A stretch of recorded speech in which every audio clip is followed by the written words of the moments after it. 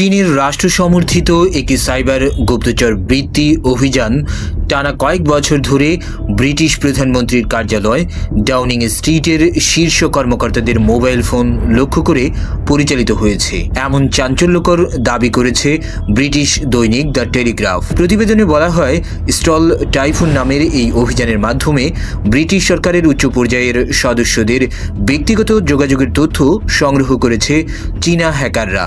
2021 থেকে 2024 সালের মধ্যে সাবেক প্রধানমন্ত্রী বরিস জনসন, লিজ ট্রাস ও ঋষি সুনাকের ঘনিষ্ঠ সহকারীদের মোবাইল ফোনে একাধিকবার অনুপ্রবেশ করা হয়েছে বলে দাবি করা হয়েছে। ডাউনিং স্ট্রিটে চালানো এই হ্যাকিং কেবল যুক্তরাজ্যেই সীমাবদ্ধ ছিল না, এটি ছিল বেইজিং পরিচালিত একটি বৈশ্বিক গুপ্তচর বৃত্তি অভিযানের অংশ, যার আওতায় যুক্তরাষ্ট্রসহ ফাইভ আইজ গোয়েন্দা জোটের অন্য সদস্য দেশ অস্ট্রেলিয়া, কানাডা ও নিউজিল্যান্ডও লক্ষ্যবস্তুতে পরিণত হয়।